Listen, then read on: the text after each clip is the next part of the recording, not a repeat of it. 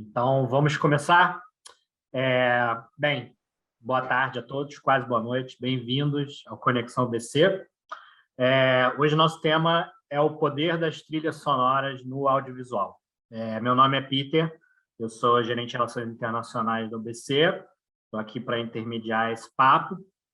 E, bem, para iniciar mesmo, ontem eu estava vendo um mini documentário sobre a produção do Esqueceram de Mim, e é um filme que chegou numa fase final de produção, né, um corte quase final, sem trilha sonora. Não tinham conseguido ainda, tinha dado uma confusão, estava sem trilha. E aí os deuses de Hollywood, vamos dizer, atenderam ao chamado do Chris Columbus e ele acabou tendo a oportunidade de ter o John Williams para resolver o problema dele. E os produtores nesse doc falaram assim, putz, foi surreal, porque era um filme bom, a gente viu o corte, a gente sabia que era um filme bom, mas do momento que entrou a trilha dele em cima, virou um filme muitas vezes maior do que ele era até então, aquele corte dele. Então, eu achei essa história maravilhosa para exemplificar, né, esse poder que a música tem numa obra artificial, audiovisual. E eu queria que vocês se apresentassem, cada um, rapidinho, né, falasse um pouco sobre si, aproveitasse esse gancho para comentar a experiência que cada um de vocês tem, né, de casar a música com imagem e criar uma coisa que é maior do que a soma dessas partes, né? Então, eu iria começar pelo Mu, mas como ele está em trânsito, eu não sei se é seguro a gente começar por você, Mu? Você prefere quando você tiver chegado? Eu vou te dar duas opções. Você falou para eu apresentar. Eu queria que você me apresentasse. Fala aí de mim um pouquinho.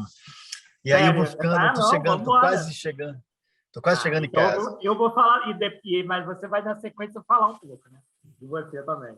E do trabalho em si. Bem, o Mu Carvalho tem muita experiência na área que a gente vai abordar hoje, né? Vários prêmios, Festival de Chorinho, da TV Bandeirantes, lá atrás com o Espírito Infantil, Melhores da Música, tocou com a Cor do Som, compositor de inúmeras novelas, né? Até hoje. E, bem, uma lenda nessa área. Mu, o que você tem para contar para a gente do seu caminho? Acho que uma curiosidade que eu tenho em particular é que você né, começou banda, Cor do Som. Como é que você fez essa transição para trabalhar com audiovisual? Como é que foi isso na tua carreira? Então, na verdade, bom, primeiro, obrigado aí pelo convite. Prazer falar com vocês todos. Peter, é a primeira vez que a gente fala, né? Acho que a gente ainda não se conhecia assim. Sim, não, assim, pessoalmente não, virtualmente. Queridos, estamos aqui com os queridos amigos Pedro, Guedes e o Lucas. Isso aí já é. Estamos, volta e meia, a gente está por aí nesses papos virtuais. Não só corrigindo um negocinho que você tocou com a Cor do Som. Na verdade, a Cor do Som, ela meio que ela deu uma parada, mas assim, de um tempo para cá a gente voltou. Claro, aí tem a pandemia, todo mundo parou tudo, na verdade, mas a gente lançou um álbum no meio da pandemia, um disco todo instrumental, 100% instrumental, chama Álbum Rosa, e a gente pretende... A gente chegou até a fazer uma apresentação no Festival de Montreux, Rio, né? Festival de Jazz de Montreux, Rio, aqui naquele hotel em Copacabana, que teve também no auge da pandemia, que assim, foi em outubro do ano passado, e a Cor do Som está rolando aí. Mas, assim, a minha história com audiovisual, na verdade, ela começou um pouquinho antes da Cor do Som, quando o Caetano Veloso convidou a gente para participar, para fazer com ele a trilha, trabalhar na trilha da Dama do Lotação, que é um filme, um longa-metragem importante, né? Dirigido pelo Neville de Almeida, e teve uma bilheteria assim fantástica, e com a Sônia Braga. Né? Era a maior bilheteria do Brasil. Até um tempo era a maior bilheteria do Brasil. Paulo Gustavo.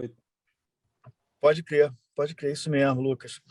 E aí, cara, nesse filme eu fiquei apaixonado pela coisa dessa linguagem de música para dramaturgia, sabe? Na verdade, ali eu estava engatinhando ainda, eu não sabia nada disso, não conhecia a linguagem, né? Na verdade, desenvolvi muito assim, anos depois que eu comecei a desenvolver e comecei a comprar discos desses caras todos, né? Meus ídolos passaram a ser Henry Mancini, Ennio Morricone, né? Até esqueci um pouquinho dos Beatles, assim. Esses caras passaram a ser meus novos ídolos, assim. E John Williams, né? Com aquela caneta de orquestração dele. Mas no início, naquela época, eu ainda fiz os Sete Gatinhos também com o Lulu Santos e fiz uns curtas também, um ou dois curtas naquela época. Opa, cheguei aqui, já estou saindo do carro. E aí, enfim, aí nessa época depois eu parei, assim, não tive mais convite para cinema, eu comecei a me envolver com a Cor do Som, a gente fazendo show pelo Brasil e tal. Aí só anos depois, em 1994, quando eu já estava na TV Globo, eu fui convidado para entrar para aquele... Eu fiquei um ano fazendo um programa chamado Você Decide, vocês lembram desse programa? E ali era o seguinte, era como se fosse uma novela por semana, sabe?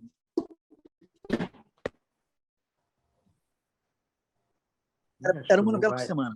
Diretor diferente. Eu conheci vários diretores. Inclusive, eu conheci a Tezuka Yamazaki. A gente ficou super amigo e a Tezuka me levou de novo para o cinema. E aí foi genial, porque a partir dali, nos anos 90, né? Olha a distância. Foi no final dos anos 70 que eu fiz a Dama da Lotação. Depois eu parei com o cinema. Aí só no meio dos anos 90, por conta da Tezuka, eu voltei para o cinema de novo. Aí a Tezuka me apresentou a uns produtores também e tal. Eu fiz muita coisa de cinema, assim, e venho fazendo. Então é mais ou menos isso. Eu estou falando demais, estou solando, vou entrar no elevador daqui a pouco. Não, Deixa isso aí. O Pedro e o Lucas. Vou passar a bola aí para o Pedro e para o Lucas. Eu vou entrar no elevador, pode ser que caia, e aí eu volto de novo. Tá, a gente aguarda daqui a pouquinho e vamos continuar nas nossas apresentações. Pedro Guedes, queria que você falasse um pouquinho sobre tua carreira até aqui, né? E assim, a tua visão, tá, nessa função da música quando ela conta ou dá suporte a uma história, né? Que eu imagino pelo menos que é um processo diferente na hora da criação, de você fazer uma música que não esteja atrelada a um audiovisual, né? Você frequentemente tem algum tipo de briefing, alguma coisa desse tipo. Você precisa se amarrar a uma visão que vai além da composição, né? Então, fala um pouquinho sobre isso também. Tá. Bom, para eu falar um pouco da minha história também nisso? Sim, sim. Porque não é uma história tão bonita e nobre quanto a do Mu. Pô, os caras botam a gente com o Mu, né, Pedro? Pô. Todo aniversário do Mu na Globo eu mando o mesmo vídeo do ano que eu nasci, que é ele tocando com Pepeu Gomes. Adoro. Adoro aquele vídeo, Lucas. Eu amo aquele vídeo. Aquele piano Fender ali. Mando sempre, assim, sempre lembro isso. Os caras botam a gente com o Mu, né? É difícil. Pois é, covardia. Bom, eu tenho uma história curiosa, assim, bacana, que eu sempre fui muito envolvido com música e esporte a vida inteira, desde a minha infância. Eu comecei a velejar muito cedo e eu competia, corria regatas e tal, campeonatos internacionais e tudo. E no esporte eu era conhecido como músico. Todo mundo falava, não, o Pedro é músico, porque eu saía do barco, eu pegava meu violão e eu não largava mais, e era isso. E aí, na música, eu era o atleta. Meus amigos de banda, da época de colégio e tal, ficavam chateados, porque no fim de semana eu não podia ensaiar, que eu tinha regata, que eu ia viajar para São Paulo, para Florianópolis, para correr regatas e tal. E calhou de hoje eu ser o músico do esporte, né? Você era o outsider nos dois grupos. Eu né? era um outsider nos dois, assim. Aquele papo do Lenine, né? Que a turma da MPB chama ele de roqueiro e a turma do rock chama ele de MPB. Eu era assim e eu consegui, enfim, juntar as duas paixões. E hoje eu faço trilha para o esporte da Globo, para o jornalismo também. Eu acho que desde muito cedo, e eu acho que o Lucas também, eu me apaixonei pela questão da música para a imagem, pelo audiovisual. Então, assim, já na faculdade de música, eu sabia muito bem que eu queria compor para a imagem e contar histórias com a música. Isso era uma coisa já muito certa. Então, assim, toquei em banda, toquei com artistas e tal, por um momento, mas eu, desde muito cedo, e entrei muito cedo também para a TV, eu comecei a trabalhar para a Globo em 2003, a convite do Didier, trabalhando com ele diretamente, e eu tinha 21 anos. Então, é isso. De lá para cá, eu já fui 4 vezes finalista do Emmy, já ganhei medalha de ouro no New York Festivals algumas vezes. Trabalhei em algumas novelas também, Verdades Secretas, Ilha de Ferro agora, com Rafael Langoni. E estou aí. Fiz pouquinha coisa de cinema, fiz um filme com o Lucas, que ainda não foi lançado, convite dele, que eu adorei. Fiz música adicional para o Tropa de Elite, era novo na época também. E estamos aí. Você falou sobre briefing e compor com um propósito que vai além da música, né? Cara, eu adoro. Exato. Assim, eu parto do princípio, né, como interessado e tal, vendo de fora, assim, que é um processo de criação diferente de você estar compondo para uma coisa, né, uma banda, talvez, ou não, Sim, ou estou errado, assim, porque eu assumo que muitas vezes o trabalho de vocês vem com um briefing ou alguma noção anterior que vocês têm que se ater, né, para chegar no resultado final. Como é que é esse processo? Como é que vocês diferenciam isso ou é tudo música? eu acho briefing uma palavra curiosa, assim, porque ela, pelo menos para mim, ela dá um tom um pouco de Comercial. comercial, um tom de Ah, negócio, de sim. business e tal.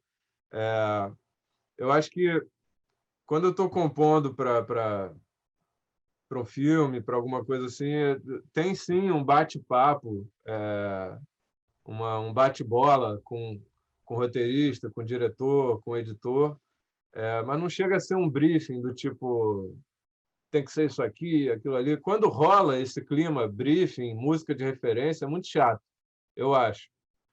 Aham.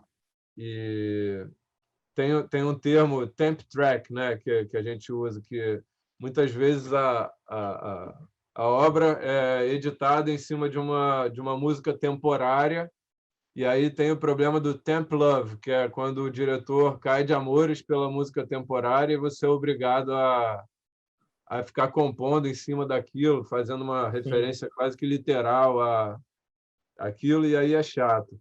Mas quando a gente tem essa troca, uma troca rica, bacana, assim, com os outros criadores, eu acho o máximo, eu adoro, assim, eu não acho nem um pouco É que é uma troca aprisionador. Eu acho que criativa, né? uma Vira uma troca, parceria, né? uma troca livre, uma parceria muito boa, assim. E essa história de em trilha sonora você está lidando com diversos assuntos. Um dia você está fazendo música árabe, no outro dia você está fazendo folk, no outro dia você está fazendo música orquestral, rock, Exato. MPB. Isso é uma delícia, assim. Eu sou vidrado. Legal. Bem, vamos apresentar então também o Lucas Macier, para ele contar um pouquinho sobre o trabalho dele. Queria também, Lucas, que você fizesse um comentário para a gente, né, sobre, enfim, sua entrada, né, teu caminho até chegar no trabalho com música e audiovisual, né? E assim, uma coisa que me chama atenção nesse tipo de música é que não é sempre verdade, mas em grande parte ela é uma música instrumental, né? Ela não costuma sempre ter letra, né? Uma voz gravada necessariamente. Isso, na minha opinião, eu sempre gostei muito de música instrumental porque eu acho que ela carrega uma subjetividade maior, né? Então, uma música que venha com uma letra, ela já vem envolvida, mesmo que subjetivamente, mas com uma certa mensagem, né? Palavras, poemas, etc. Uma música sem letra nenhuma, ela pode carregar, às vezes, muito mais interpretações. Então, Lucas, se apresenta aí para o pessoal e fala um pouquinho sobre o teu caminho, como é que você trabalha, sua visão sobre essa coisa da música instrumental, né? Bom, vamos lá. Eu sou o Lucas Marcier. Eu, eu não lembro nem muito bem como que eu entrei nisso, assim, na verdade, assim, né, entrei numa de ser música, fui me apaixonando pela coisa da composição, fui fazer Unirio, composição na Unirio, foi onde, inclusive, assim, estava lembrando, né, Pedro, a gente se conheceu numa mesma aula, onde tinha uma opção de levar uma composição própria, e aí o Pedro levou uma composição incrível, eu levei lá uma composição que tinha feito, quando terminou a aula, a gente foi falar, quem é você? Assim, foi meio assim. E aí, a partir, assim, estava estudando composição no Unirio, e aí começa aquela coisa, alguém vai montar uma peça de teatro e tal. Então, eu entrei pelo teatro, primeiro nessa coisa de trilha, fiz alguns curtas também, e primeiro fiz muito teatro, que é uma relação diferente, e aí depois fui migrando para esse maravilhoso mundo do cinema, das séries e tal, e sei lá, hoje em dia já são, sei lá, acho que agora passou de 50 filmes, assim, e aí tem filme internacional, tem série internacional, enfim, uma loucura, uma quantidade de coisas, até porque eu tenho esse funcionamento meio de empresa, assim, eu tenho meu sócio, Fabiano Krieger, e a gente tem assistentes fixos, engenheiro de som fixo, então a gente acaba abarcando muitos projetos e trabalhando, assim. Eu sou péssimo para falar do meu trabalho, porque eu uma vez, assim, o meu alívio de ser péssimo para falar foi quando eu li um texto do Steve Reich, que alguém perguntou para ele, mas vem cá, e essa sua peça, como se relaciona com aquela peça de 68? Ele falou, cara, eu não sei direito, porque quando a gente termina uma coisa, eu só estou interessado na próxima, sabe? Sim. Então, é isso, assim, aí já fiz novela, cara, eu já fiz um pouco de tudo, assim, nessa parte de trilha sonora. Legal. Sobre isso que você falou, da questão da música instrumental, assim, como realmente eu já fiz muita coisa, por exemplo, tem uma série chamada Rua Augusta, que agora acho que está na Amazon, mas que eu fiz na época, era para TV mesmo, TNT, e aí eles precisavam de canções. E a gente fez 20 canções, sabe? Canções assim, de metal, de eletrônico, de tudo. Acabamos lançando um disco, assim, porque às vezes surge isso, e essa série para a gente foi até um divisor de águas, porque a partir dessa série, quando faltava uma canção, a gente falava, bora fazer. E dava certo. No Ilha de Ferro a gente tem também umas 15 canções com cantores, que Ah, na legal, trilha interessante. parece... Quem ouve acha que é uma música comercial, né? De alguma banda e tal. E Ah, eu eu, adoro Pois fazer é. canção. o Pedro também mencionou isso, que acho que é uma das coisas que é muito recompensadora é o fato de você ter que navegar em todo tipo de gênero e estilo, né? Assim, você não precisa é, se atentar a uma identidade musical muito limitada. Pelo contrário, na verdade, quanto mais diversificado for a sua abordagem à música, mais oportunidades, provavelmente, de trabalho você vai ter, porque você sabe lidar em todas Sim. elas. Legal. Mas ainda sobre a música instrumental, o que acontece? Aí tem os momentos que entram umas canções e que muitas vezes são a tal das sequências de montagem, né? Às vezes é um clipão e tal. Mas eu costumo falar que mesmo quando a gente está fazendo música instrumental, a gente está fazendo uma música... É uma canção também, porque muitas vezes tem um ator falando um texto e a gente está escutando aquele time daquele ator, aquela respiração, está aproveitando aquelas pausas, está aproveitando tudo. Então, de uma certa maneira, são canções também. Assim, a gente só está fazendo a parte instrumental, está conduzido e tem uma espécie de uma música falada ali por cima. Assim, claro que tem momentos onde é só música instrumental mesmo, é incrível, assim, mas a trilha sonora é uma música a um serviço de um bem que não é a própria música, né? Eu acho que essa é a Uhum. grande diferença, assim. A gente não é uma obra que ela não resulta em si só, né? Quando a gente estava falando com o Mu antes de começar, e o Mu acabou de lançar um disco, o disco é a obra. Quando a gente está fazendo uma trilha sonora, a gente está trabalhando por uma obra maior feita de outras coisas, assim. Então, nesse sentido que às vezes a música instrumental ocupa o espaço talvez mais correto, às vezes, dependendo da situação. Entendi. Legal, legal demais. Isso me leva agora, enfim, vou jogar um pouco provocações e perguntas que valem para todo mundo aí e para a gente bater papo mesmo. Uma curiosidade que eu tenho, porque, né, vem como vai essa transição de uma formação original de música, tal, onde você, enfim, você vai numa faculdade, você se forma na música, para o momento que você começa a ter que pensar, como você descreveu agora, né, Lucas? De você fazer uma composição para uma obra maior, onde você está levando em consideração desde do cenário, dos personagens que estão falando, respiração. Isso é uma coisa que foi intuitiva para vocês ou teve que existir um processo de adaptação, assim, de bater cabeça para entender como é que isso funcionava? A diferença de uma para outra, ou ela talvez nem exista, ela aconteça naturalmente? Bom, quem se habilita? Não, tranquilo. Não, porque eu tenho uma anedota para contar sobre isso. Assim. Conta você, Lucas. Vai lá. Mas, cara, teve um diretor, tinha um filme que eu queria muito fazer, eu persegui o diretor, falei, pô, eu quero fazer teu filme, não vou falar qual é. E aí, ele, pô, quase fechando, ele resolveu chamar um grande músico que eu admiro pra caramba e fez lá com o cara. E aí rolou, o filme foi lançado e deu uns 2 meses depois eu encontrei com o diretor, ele falou, pô, cara, chamei o fulano de tal, devia ter chamado você, foi muito difícil. Foi muito difícil, porque essa é uma construção, esse tipo de pensamento. Assim, E aí, no caso, esse grande músico que eu sou super fã, ele não se dedicou, assim, que nem a gente se dedica há anos, a justamente reparar no tipo de corte, no tipo de montagem, no tipo de atuação. É um outro ofício, assim, sabe? É tudo dentro da música, mas é um ofício diferente. Então, nem sempre os grandes músicos fazem essa passagem, assim, de uma maneira... Porque é um ofício. E no meu caso, particularmente, foi de uma maneira muito intuitiva. Assim, se você me perguntar como é que foi, eu falo, foi virando noite. Hoje em dia eu viro menos noite, mas, né?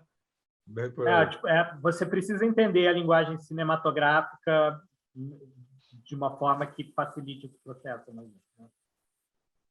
Time, corte, esse tipo de coisa. Pedro, você queria fazer um comentário? Então, exatamente, Lucas. Eu no começo, assim, eu me lembro, até antes de novela mesmo, no próprio Você Decide, coisas que eu fazia ainda, que eu falava, cara, isso aqui tá demais, isso aqui...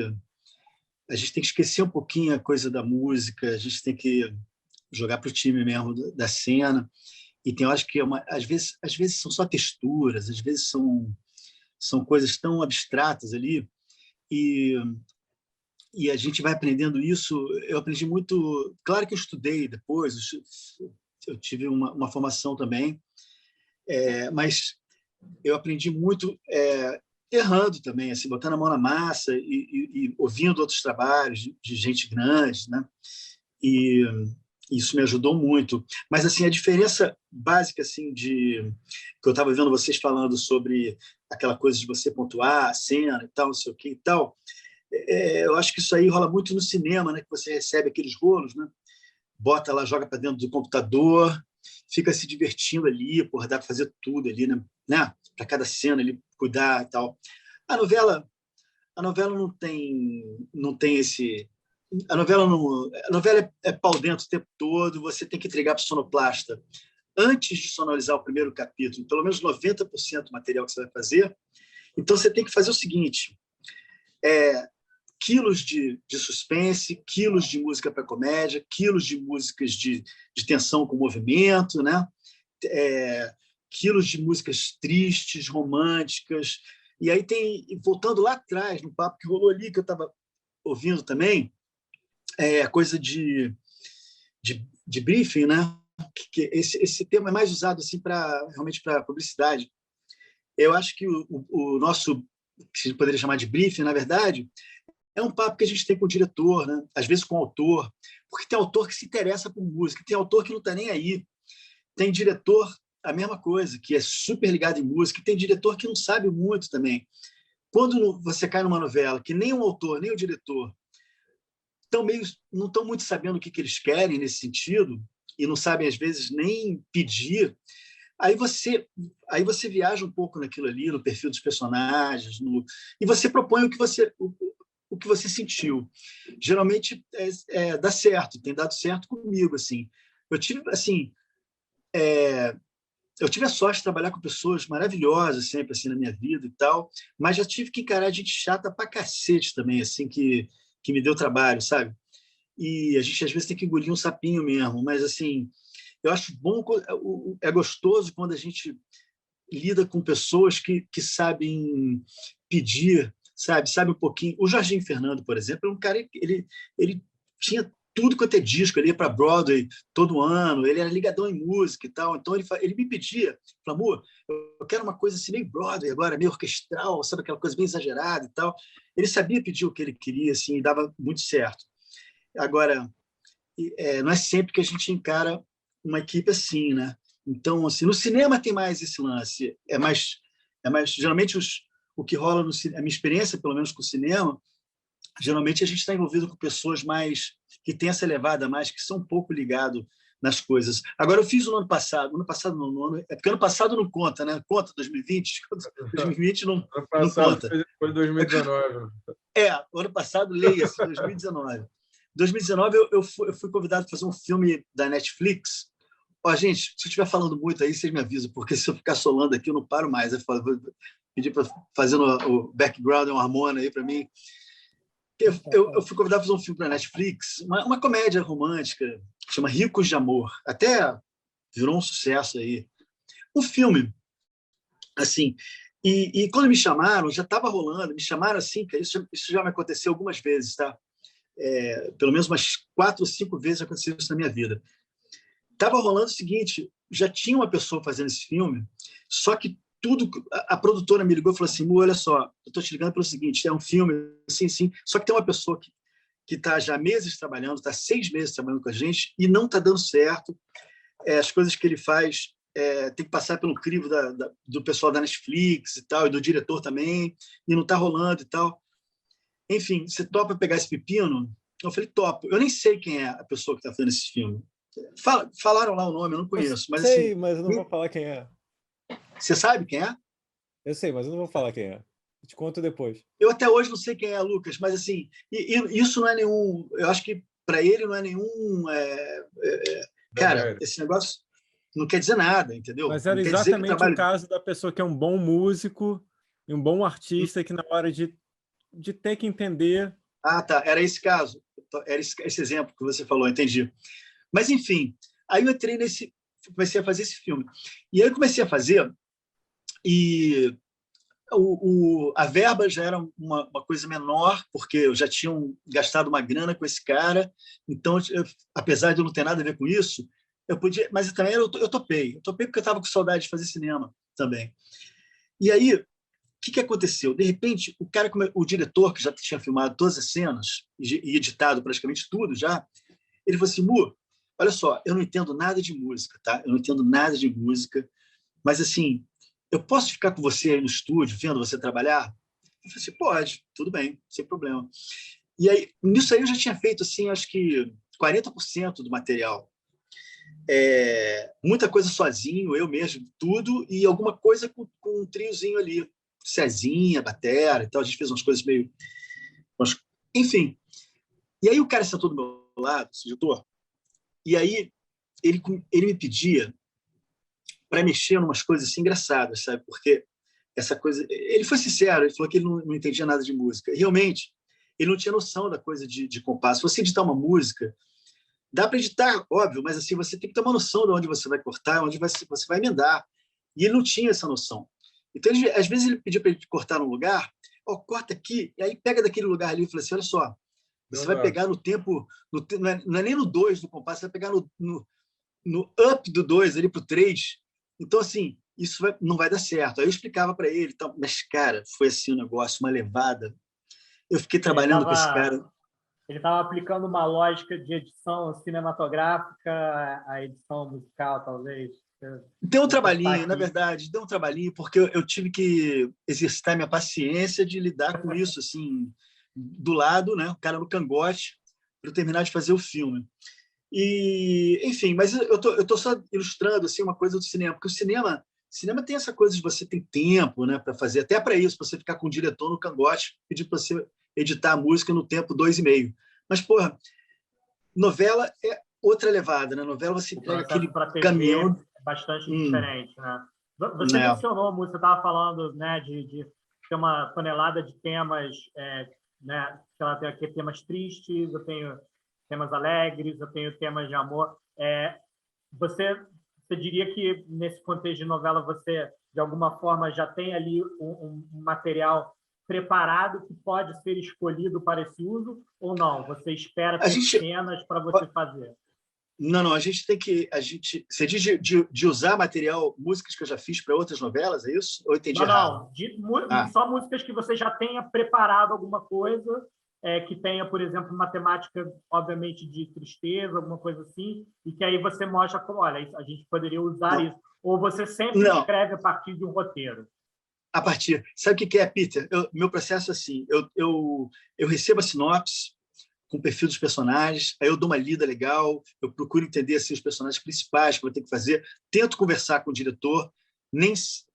Já aconteceu uma novela, cara, eu passei um perrengue, eu cheguei para São Paulo só para conversar com o diretor, e acabou que esse diretor ele não quis conversar comigo, eu fui até lá e voltei. E aí eu trabalhei assim no escuro, tipo assim, sabe, tiro no escuro, assim mesmo. E aí ainda bem que deu tudo certo, mas eu estava esperando na hora ele reclamar. Eu falei assim: olha só, fui até São Paulo para conversar com você. Ainda bem que não precisou chegar nisso, mas assim, poderia ter acontecido. Mas não, eu recebo tudo antes e eu tento primeiro conversar quando o autor e o diretor têm essa coisa de uma visão deles, do que para onde eles querem levar. A sonoridade pode ser uma coisa mais eletrônica, pode ser uma coisa mais orquestral, pode ser uma coisa mais pop, pode ser tantos caminhos que a gente tem, né? Não só de sonoridade. Então, assim, eu tento saber esse terreno aí qual é. Se eu conseguir absorver alguma coisa, ótimo. Se não, vai ficar por minha conta. Aí, eu tenho um período assim de abstinência de criatividade, assim, boçal. Eu fico assim, eu não quero nem entrar no meu estúdio. Eu fico assim uma semana, 2, esperando dar aquela vontadezinha de começar a fazer. Porque é o seguinte, quando eu entro no estúdio e começo a fazer, aí eu não paro mais. Aí eu entro e falo assim, eu entro um dia no estúdio e falo assim: hoje eu vou fazer só suspenses leves. Aí eu trabalho assim, porque é meio assim, porque a novela você vai fazer tudo antes, não tem as cenas para você ver. Tem as cenas escritas, mas as cenas escritas também não é uma coisa que vai mudando, né? Depois que filma também fica uma outra levada. Então eu vou fazendo assim, eu entro e vou mandando bala. Aí nessa hora tem muita coisa que me ajuda, sabe? Às vezes eu vejo um filme, saio amarradão, às vezes eu ouço umas coisas que me trazem assim, alguma ideia para eu começar alguma coisa e tal. Às vezes o som de um plugin novo que eu compro, cara, é tão bom que aquele timbre ali já... Hein, não rola isso com vocês, não, Pedro? Lucas? De repente você está com um instrumento novo, cara. Eu comprei um Moog One. Cara, peguei aquele Moog One e comecei a fazer um monte de coisa para essa novela Um Lugar ao Sol. Porque só abria aqueles presets ali do Moog One e falava: caramba, isso aqui vai rolar um negócio legal. Começava a gravar. Às vezes o som de um teclado novo, que você fica empolgado, te dá um drive para você começar a mandar bala, né?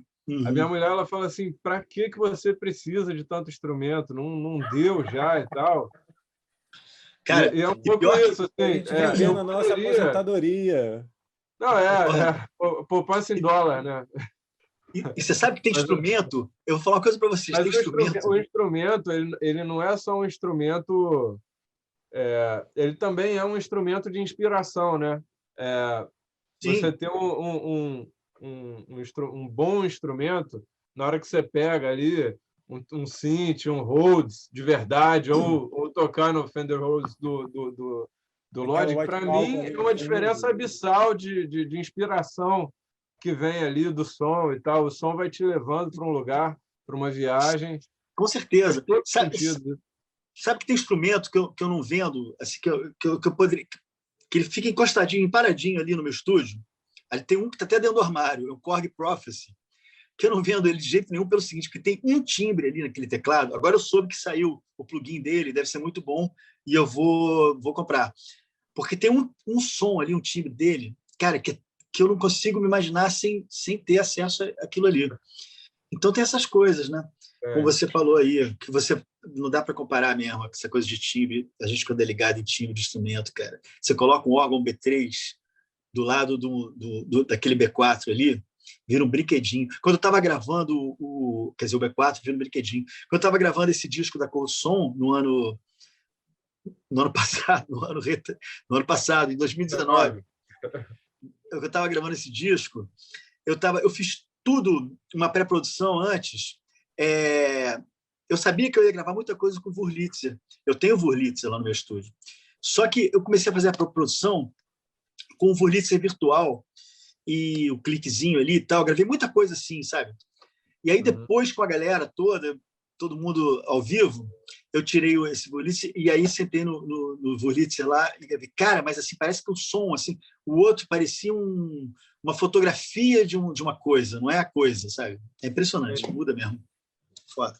Vou até aproveitar esse... Tem um papo legal, só porque aí começa esses papos assim, a gente vai embora. Não, manda ver. Não, tem uma questão que eu acho legal abordar, queria a opinião de vocês também, que assim, a gente é fissurado em instrumento, em equipamento de estúdio, tudo isso. Mas é preciso não ficar também preso aos super instrumentos. Às vezes o plugin resolve também, né? Assim, o pessoal que está começando, deve ter gente que está começando vendo aqui a live e tal. Eu gosto sempre de falar isso. Pô, você precisa ter um baita estúdio cheio de coisa para fazer trilha. Não. Um laptop, um fone, um tecladinho desse tamanho. Eu vou te falar. O tema de Olimpíadas da Globo desse ano, quando chegou no Natal, minha mulher falou, eu quero ir para o Sul. Minha mulher é gaúcha. Ela falou, eu quero ir para o Sul, quero ir para o Sul, quero ir para o Sul. E eu falei, cara, eu não vou me meter num avião agora, na pandemia, com as crianças e tal. Peguei meu carro e fui para o Sul de carro. Ela mora perto do Uruguai, não é Floripa, não. É muito depois. Santana do Livramento? Não, Rio Grande. 200 quilômetros do Uruguai. Lá. E Praia do Cassino, é a maior praia do mundo. É uma praia que tem 200 quilômetros, vai até o Chuí. E aí fomos de carro. E eu falei, bom, eu vou ficar por aqui. Fiquei 60 dias lá. E eu fiz a música, tema das Olimpíadas, da Globo, com um fone, um laptop e um controlador de 2/8 e meia. Eu cheguei no estúdio, eu gravei pouca coisa, mas já estava o arranjo praticamente todo pronto. Então, assim, eu acho legal... Eu sou fissurado em instrumento, amo, adoro e tal, mas eu acho legal a gente ter essa liberdade também, que às vezes com certeza. Você pega um somzinho ali, um loop. Tem uma música da Rihanna, Umbrella, que é um loop do Logic, que vem no Logic. O beat, mas aí desculpa. O cara pegou ali e usou o eu estava concordando com você até aí. Até ali eu estava coladão em você. Quando você chegou nesse loop pronto aí... Não tem harmonia, não. É bateria. Eu estou falando do beat. O cara pegou Pedro, um beat... Não, concordo total. Eu vou te falar. Eu com o Keyscape Omnisphere, eu resolvo a minha vida, cara. Eu faço... Porra, tá legal pra cacete, com certeza. Mas loop a gente não aguenta mais. Significativa que a gente teve, né? Talvez, assim, eu diria 20 anos para cá, provavelmente, nessa capacidade de produzir que o Pedro está falando, com relativamente pouco equipamento, né? Você falou um laptop, um controlezinho pequeno. Era uma coisa completamente impensável, principalmente para quem trabalhava com trilha lá nos 60, 70, 80, você não tinha nem próximo dessa opção, né? Então, isso deve ter mexido bastante com o mercado de vocês. Muito. Fala aí, Lucas. Eu fiquei pensando nisso, eu falo, pô, eu adoro loop.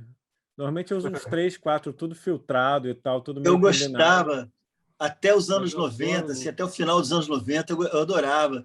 Depois eu comecei a evitar assim num grau, assim, Mas hoje em dia são se tiver tantos, tão saído. diferentes, você vai recombinando, assim, é muito raro usar um loop, pegar e jogar, assim, como esse caso lá da música da Rihanna, que aí eu tenho até uma justificativa, né, os caras têm a Rihanna, então, tipo, se jogar a capela vai ser foda, sabe?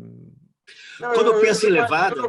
eu imagino o cara fazendo uma pré, botando qualquer coisa, e aí no final, assim, a galera ouvindo falando assim, cara, para que a gente vai mudar?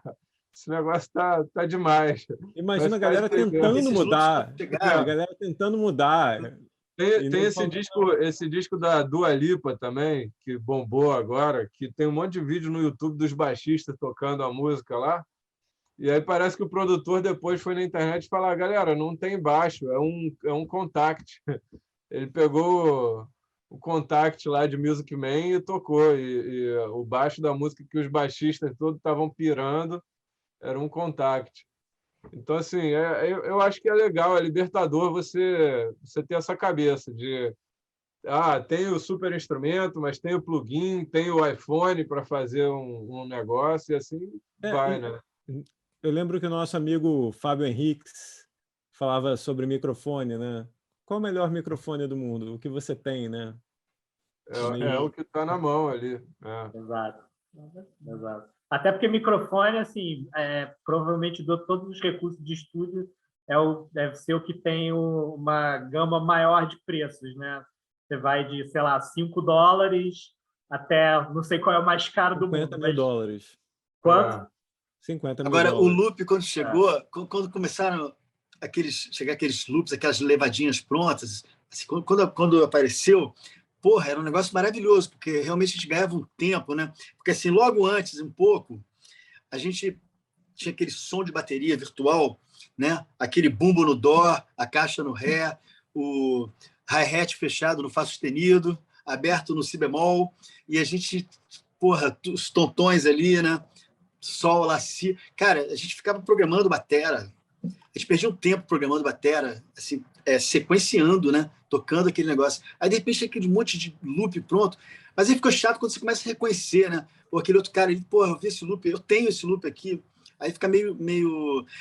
Em levada, hoje em dia, eu também não... Quando eu penso nessa parte rítmica, aí, porra, eu adoro chamar galera, sabe? Batera, um baixo, e a gente fazer isso. É tão bom, né? Mas é engraçado, eu acho que isso, para mim, vai para o que a gente está falando, que é das diferentes estéticas que a gente tem que abarcar quando a gente está trabalhando com trilha sonora. Porque eu nunca uso um loop se for para entrar no lugar de uma bateria, sabe? Às vezes até uns de percussão a gente usa quando é misturado com alguma coisa tocada e tal. Mas a minha ideia é assim, hoje em dia tem um tipo de música que a estética é baseada em loop, em combinação de loop e tal. E se você não pegar isso, sim, a coisa meio não acontece, assim. Quando você pensa em música eletrônica, por exemplo, porra, eu acho que é isso aí. Trap, não é uma bateria. Programando aqueles hi-hats, não. Aqueles hi-hats virando de divisão, pô, fico procurando loop de trap e boto ali. Assim. Soma, né? Soma um hi-hat de um loop, de um top loop, um outro hi-hat. Aí programa um boom. Eu faço é o seguinte, isso, eu tô ficando velho e eu gosto de... eu não quero perder muito tempo com essa parte, não. Eu quero compor a música.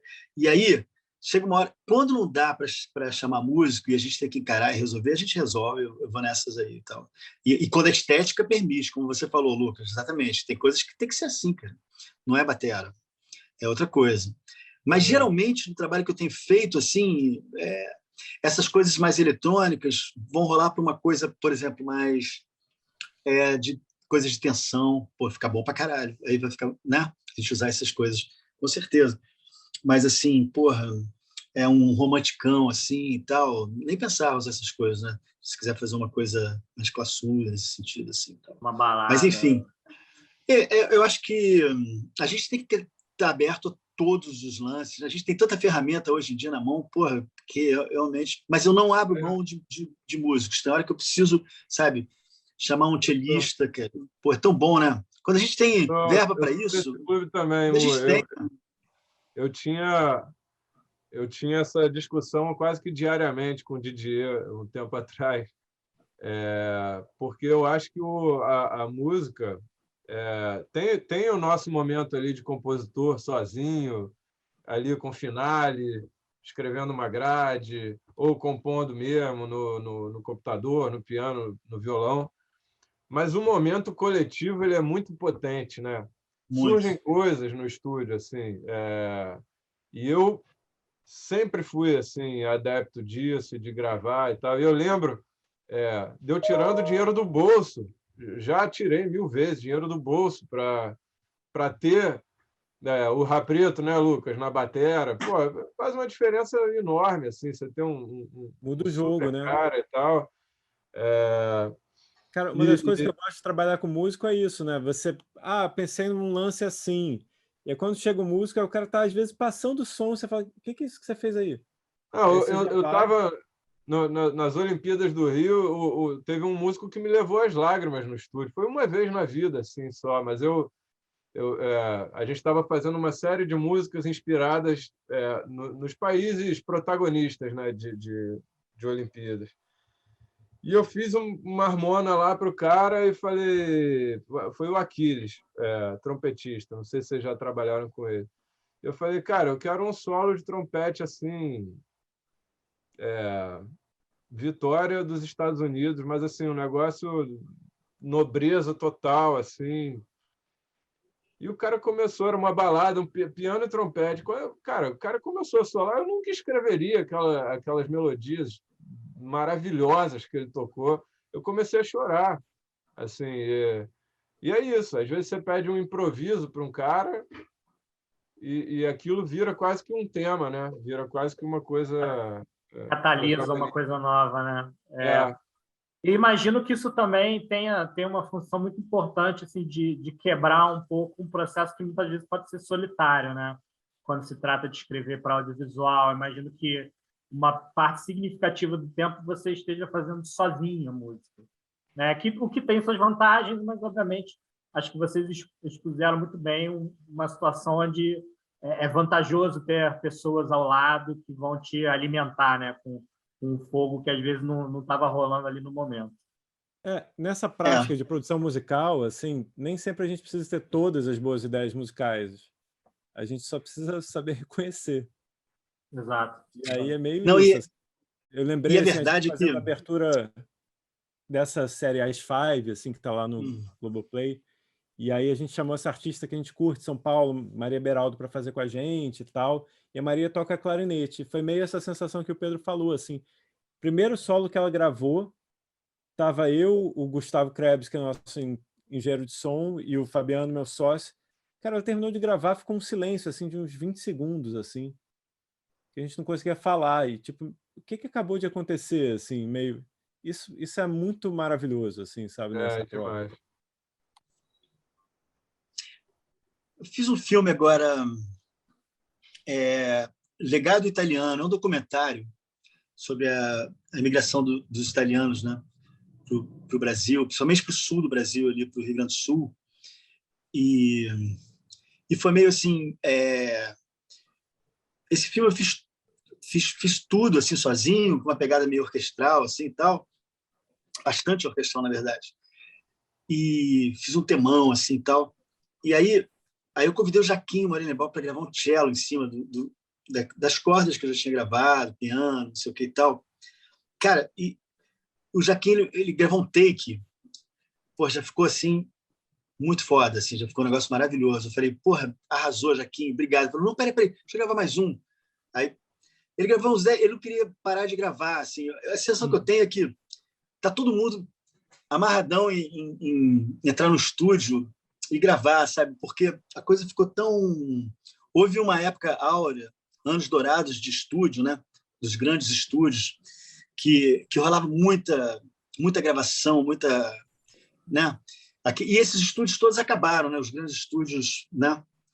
Dos anos 70 lá, né? Polygram, EMI, né? O que restou? A Companhia dos Técnicos, que nem é tão grande assim, é bom, mas assim...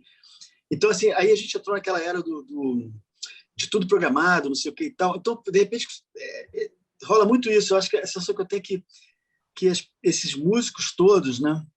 E eu me incluo nisso aí também.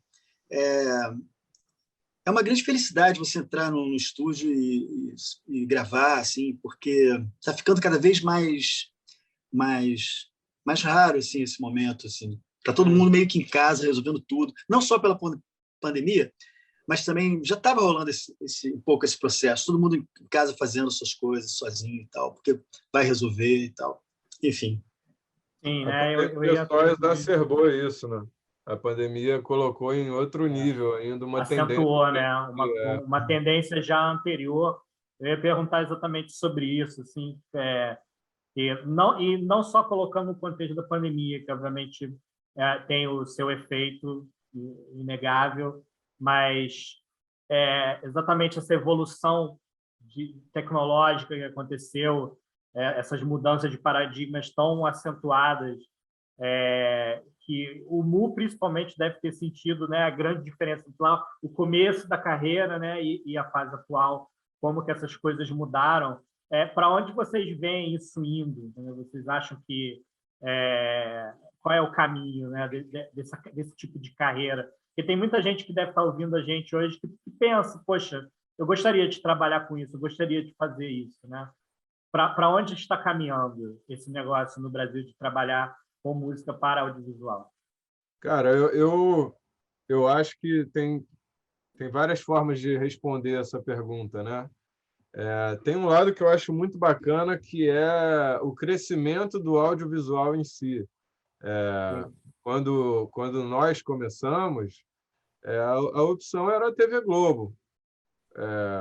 E hoje você tem o streaming, você tem, né, tem leis que protegem a produção audiovisual brasileira, que obrigam que todos os veículos coloquem uma certa porcentagem de conteúdo produzido aqui e tal. Então, assim, tem um fomento muito grande para a coisa andar, e eu vejo muita gente trabalhando para além da TV Globo. Isso eu acho muito bom. Os avanços tecnológicos também democratizaram muito, assim.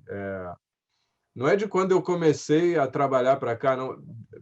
Falando um pouco assim da minha experiência, das Olimpíadas do Rio para essas Olimpíadas, onde eu tive que fazer tudo com instrumento virtual praticamente, por uma questão de verba e logística, e não poder... Imagina se eu vou entrar com um naipe de 6, 8 músicos de sopro aqui, todo mundo soltando baba num estúdio fechado, não tem como. E, assim, eu ouço o resultado e eu falo, gente, eu não chegaria nesse resultado nunca, 4 anos atrás, 5 anos atrás. Então, assim, os próprios instrumentos virtuais, eu não sei se vocês sentem isso, mas, assim, é um negócio que evoluiu, assim, é assombroso. Eu acho que vai cada vez mais chegar junto do som real. Claro que nada substitui o músico, né? A gente acabou de falar disso aqui, mas eu digo assim, para a pessoa que está começando, que está num projeto ali de um curta, de uma peça de teatro, de uma coisa que faz parte, todo mundo vai fazer isso, todo mundo fez isso. E Uma você vai ter formação, né? cada Uma vez mais possibilidade. recursos para trabalhar e para começar e entregando algo cada vez em mais alto nível. Legal. Sim, uma das coisas que eu sempre falo assim sobre essa coisa de entrar no mercado é top tudo quando você está no começo. Assim. Ele falou de curta e de instrumento. Eu lembrei que o primeiro curta que eu fiz tinha cachê. Eu ganhei R$1.000 para fazer. Eu gastei R$1.200 de músico. Ou seja, eu tirei R$200, não sei de onde, sei lá, para fazer a coisa do jeito que eu queria, assim. E nesse início é tudo um certo investimento, porque são relações que você vai criando, e aí daqui a pouco a produtora, às vezes nem mesmo diretora, a produtora te chama para fazer uma outra coisa e tal, e tudo é muito relacional, assim. Então é muito importante topar. Eu acho que tem uma coisa que até uma amiga minha, Florência Saravia, que é uma super engenheira de som, que me ensinou, que é... Foi minha professora. Pois é, a Florência é demais. Eu me lembro uma vez, assim, eu tinha topado uma coisa por muito pouca grana, e era uma época que eu já ganhava grana, E eu falei, cara, mas também tá foda, os caras não estão nem pagando direito. Aí ela me deu um esporro, que falou, cara, você topou. A partir do momento que você topou, não foda-se se é R$ 0, você tem que entregar. Então isso é uma outra coisa que a gente tem que sempre lembrar quando a gente está nesse início, e aí você topa coisa com o cara, e no meio do caminho você descobre que o cara é um mala. Então, às vezes, é melhor você não ser um mala. Você atura aquele cara até o final, depois, se for o caso, você não trabalha mais com aquele cara, mas a gente tem que sempre defender a nossa reputação, assim, porque é uma coisa importante. Uma ética de Eu acho, assim, trabalho, né? tem que ir topando, assim, cara, é fazer curta do amigo, é fazer peça sem dinheiro, é fazer tudo. E aí, daqui a pouco você ganha uma coisa aqui, outra coisa ali, e vai indo, assim, porque... Já sonorizou cena, por exemplo, assim, só para treinar? Tem que ser, vou pegar uma cena aleatória aqui e vou tentar sonorizar para praticar. Cara, isso eu confesso que não. Não sei se vocês já fizeram isso, assim. Não, Tá não. maluco? Porra, pelo amor de Deus, já tem tanto trabalho, eu não vou ficar inventar para treinar o quê? Ô, Peter, eu estou treinando há 45 anos, pelo amor de Deus. Não, eu tô pensando assim, do ângulo de quem está começando, entendeu? Do cara que tá, eu queria muito entrar nesse negócio. Será que vale a pena eu fazer isso? Isso eu acho legal. Isso eu acho legal, porque para ir sentindo o clima, né? Pisando no terreno, porra, é legal ouvindo. Treinar. Tem gente, eu já vi muito isso. Fala, manda ver. Não, eu já vi muito isso assim, até no YouTube. O cara pegar um filme famoso, assim, uma cena, tirar sei lá, o John Williams e colocar um negócio dele, assim, e às vezes até bom pra caramba, assim, o cara fez um negócio legal, sabe, em cima da música. Olha só, tem uns malucos fazendo isso aí. Eu acho que isso aí, hoje em dia a gente tem tudo tão na mão assim para poder fazer, né? Aliás, por YouTube a gente é uma escola também, você vê de tudo ali, né? Se você quiser aprender alguma coisa assim e tal, já é também uma certa escola. Então, essa coisa... eu acho que a mão na massa. Então, eu acho que a falta de uma pessoa para quem entregar, eu acho que se você quer aprender, eu acho que tudo vale a pena, mas assim, muitas vezes essa coisa de fazer a trilha sonora, eu sempre falo a mesma coisa, que é esse misto de prestação de serviço com trabalho artístico. Então, uma parte é você pegar a cena e sonorizar, mas a parte difícil é você mostrar isso para um diretor, e o diretor falar, não é nada disso. Você tem que falar, então, o que é, ou então, o que você não gostou, mas a referência era essa. Aí que o cara se lembra de falar, mas eu nunca gostei dessa referência. Depois de você ter virado 2 noites trabalhando em cima daquela referência. Então, tem isso, assim, que é... Essa parte só na prática, né? Que é a parte de você realmente só na prática. É se só comunicar. Eu acho que a gente está entrando num assunto que é muito importante conversar aqui para a galera também ouvir, que é essa habilidade de relacionamento. Que é muito importante você ter um olhar para o outro. O compositor de trilha ele tem que estar aberto a ouvir e a entender o outro, né? O filme é muito mais do diretor, a novela é muito mais do diretor e do autor do que sua. Você tem que estar aberto a entender o que está no coração daquele cara, o que ele está vislumbrando, visualizando. A trilha não necessariamente vai contar o que você está vendo na tela, né? Às vezes o cara quer antecipar uma emoção que vai vir na próxima cena, adicionar tensão numa cena que não tem nada de tensa, né? Então, assim, é isso. Não é uma criação solitária, não. Eu acho que... E aí entra uma habilidade que eu acho que é necessária, assim. Isso aí que você falou, bacana esse lance que você falou. E aí eu fiquei pensando aqui, porque é o seguinte, tem uma coisa legal também, que é o seguinte... quando você fala assim que o filme é muito mais do diretor, né, e do autor, né, e faz sentido isso muito, né, o autor escreveu. Só que lá, assim, só no Brasil é que a gente é mais humilde nesse sentido, forçosamente humilde. Lá fora, assim, o que é? Eu acho até que na lei do direito autoral, se eu não me engano, posso estar falando besteira, mas eu acho que não.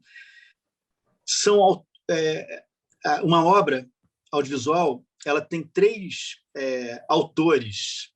É o autor que escreveu, é o diretor, né, que dirigiu, e o compositor que fez a música. Sim, Na verdade, o compositor que fez a música, ele é autor também. eu Só sei. que aqui no Brasil, a gente não tem essa visão. A gente costuma... Ah. Por que a gente não tem? Porque não interessa para o sistema que a gente tem essa visão. Mas aí é um outro assunto, para outro papo. Senão a gente vai ficar aqui falando... Mas isso é só uma pulguinha que eu coloquei assim atrás da orelha, para a gente pensar um pouco. Né, agora é engraçado que, por um lado, às vezes eu penso que o Pedro falou, né, de como o filme muitas vezes é mais do diretor e do autor, e vou te falar, dependendo da situação, a trilha também é mais do diretor também, assim. Fiquei lembrando uma vez uma situação em teatro, e eu trabalhava muito com o Henrique Dias, que é um diretor incrível, assim, e às vezes as pessoas iam ver a espécie do Henrique Dias e me chamavam para trabalhar. E eu cheguei a ouvir isso de uma pessoa, que também não interessa quem é, ela falou, por que você não está fazendo aquelas músicas incríveis que você faz para o Henrique Dias? E eu falei, porque você não deixa. Porque toda vez que eu trago uma, você não entende e tal. Então, assim, isso acontece, assim.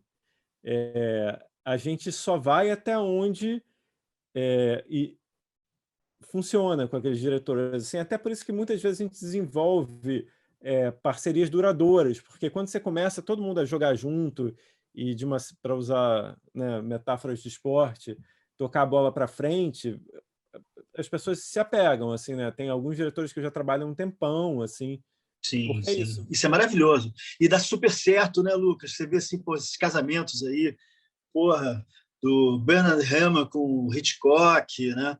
Era bem casamento, O, né? Terminou com uma separação o John brutal, Williams, Bernard Herrmann deprimido. Uhum. exatamente, o John Williams com o, como é que é? Contatos Imediatos, deu um branco, esqueci o nome do diretor, me ajuda Steven aí, pelo amor de Spielberg. Deus. Inclusive, se eu não me engano, tem Spielberg, uma história que eu acho que porra, o sabe? Bernard Herrmann com o Hitchcock, todo filme eles terminavam assim, nunca, prometendo nunca mais falar um com o outro e tal, até Até chegou o começar momento. o próximo projeto, né? Aí Até chegou vou o momento. chamar ele Maravilhoso, mesmo, porque, pô, maravilhoso. Então, gente, o Nino Rota com o Morricone, né? Porra, cara, os São caras... maravilhoso. duplas, né? A gente está meio chegando aqui no final do nosso tempo. Pô, como sempre, a gente sabe que dá para a gente ficar aqui mais algumas horas falando, com certeza. Vamos ter outras oportunidades. Eu queria que vocês mandassem uma mensagem final, cada um aí para o nosso público. Acho que temos todo tipo de público hoje assistindo, mas por isso também que eu perguntei, né, para sobre quem está iniciando na carreira e tal. Vocês mandarem um recado, uma ideia, enfim, fiquem bem à vontade. Bom, então eu vou falar, tentar ser mais rápido um pouquinho, não muito prolixo. Tranquilo, vai. Para a garotada que tá começando e que está interessada nesse trabalho, esse trabalho que a gente faz de música para dramatúrgica, primeira coisa, ouçam muitos esses caras todos, mas assim, compra disco, baixa, disco não existe mais, né? Baixa tudo, segue lá no Spotify o trabalho desses caras, assista muitos filmes e tenta entender aquela cena, por que ela está funcionando daquele jeito. E só mais uma coisinha também. Estudar música, estudar essas técnicas, estudar essa ciência, não vai te atrapalhar em nada, tá? Só vai ajudar. Então, assim, estuda também. Eu acho que é isso aí. Meu recado é esse. Legal. Pô, eu não sei, meio que concordei com tudo aí que o Mu falou. Assim, na verdade, tudo é estudar, né? Então, isso que o Mu falou, assim, assistir filme e pensar nisso. E eu digo mais, assim, escutar o disco da Dua Lipa e pensar por que aquilo é tão bom, da Billie Eilish, sabe? Escutar o que está acontecendo agora. Cara, eu sempre paro para escutar tudo, dos fenômenos pop, assim, quando a gente vai contratar alguém para trabalhar no estúdio, né? E a gente tinha uma brincadeira que a gente fazia. Agora a gente está com uma equipe fixa, ainda mais ver a pandemia e tal, mas a gente falava que você gosta de ouvir? E aí tinha sempre aquela resposta assim, eu escuto de tudo. E aí era quando a gente se divertia, porque eu e o Fabiano a gente escuta de tudo. Então, eu me lembro quando saiu aquela Deu Onda, que a base é em menor e o cara canta em maior. É isso? A base é menor e ele canta em maior. Teve uma galera revoltada, e eu e o Fabiano, meu sócio, a gente falava, cara, que coisa boa. Finalmente o politonalismo chegou na música popular, e a gente, realmente eu adorei aquela música, eu adoro aquela música, sabe? E ao mesmo tempo eu escuto as miniaturas para piano do Weber. E tudo, porque você tem que escutar isso tentando entender porque alguém compôs aquela coisa, e alguém achou que aquilo tinha uma lógica. E se você vai respeitar o artista, você tem que pensar, bom, alguém fez isso, então deixa eu entender por que esse cara fez isso desse jeito, sabe? Então, eu acho que tudo é estudar, e é escutar, e o estudo prático, eu agora voltei a estudar, um negócio que eu já estudei muito na vida, eu voltei a estudar do zero, para repassar, até com... O Mu já estudou com a mesma pessoa, com o Vitor Santos, agora eu estou revendo toda a harmonia, tudo, assim, e eu já estudei com Bia Paz Leme e tal, e eu me lembro um tempo atrás, eu e o Pedro, a gente estava conversando e ele foi lá fazer um curso de um cara fodão também. É sempre isso, é sempre... Cara, é meio duro, é estudar pra caramba, assim.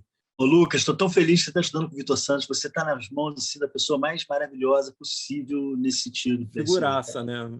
Figuraça maravilhosa, assim. Legal. Eu também concordo com tudo isso que vocês falaram. Eu acho que para estar nessa, você tem que estar totalmente livre de preconceitos. Tem que curtir, fazer e atacar em todos os gêneros e ouvir, ter um ouvido crítico, mas assim, vai ter hora que você vai estar ali tocando a harmonia mais simples do mundo, tríade e tal, vai ter hora que você vai mandar ver na harmonia que você estudou lá com o Vitor Santos, com o mestre que for, que você vai estar orquestrando e pensando em contraponto, em coisas avançadas, técnica estendida de orquestra e tal, e vai ter hora que você vai estar fazendo um sertanejo, porque é o que a cena pede, é o que tem que ser e tal. E é importante curtir tudo isso, eu acho. Senão você está ferrado nesse nosso mundo. E a coisa também de lidar com pessoas, de saber ouvir, não gostei da sua música. Você está achando que você fez a quinta de Beethoven e o diretor vai virar e vai falar, cara, não era isso, não bateu, não é isso. E você vai voltar para o estúdio, vai virar 2 noites, vai dar seu melhor e vai entregar o troço que tem que ser. Eu acho que tem que estar assim, coração aberto, ouvido aberto, disponível para fazer. Legal demais, Pedro. Bem, Mu, Lucas, Pedro, putz, não tem como agradecer a presença de vocês. Acho que muito valioso tudo que vocês disseram para o pessoal que está ouvindo em casa.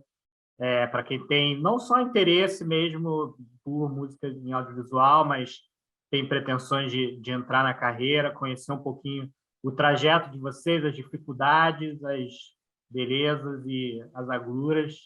Foi sensacional, muito prazer. Espero que a gente se reencontre em breve em algum outro papo, que a gente está fazendo esse Conexão toda terça, de 15 em 15 dias, às terças-feiras. A gente tenta cobrir o máximo de temas possíveis. Eu curti muito, porque hoje foi um tema que não só me interessa muito, mas também com um enfoque artístico, né? Da criação, da produção em si. Então, só tenho a agradecer a vocês e vamos nessa. Espero ver vocês em breve. Se cuidem, cuidem dos seus e até a próxima. Valeu. Maravilha, obrigado. Agradeço também a oportunidade. Obrigado pelo carinho e até a próxima aí. Só lembrando que todos. Olhar aí, Lucas, vai muita ficar gente gravado, tá? incrível. Então, quem perdeu aí pode assistir no YouTube depois. Muita gente incrível aí assistindo, foi maneiraço também. Legal. Maravilha. Valeu, gente. Beleza, Boa beijo noite para todos. Beijo, beijo. Beijo, Mu, valeu.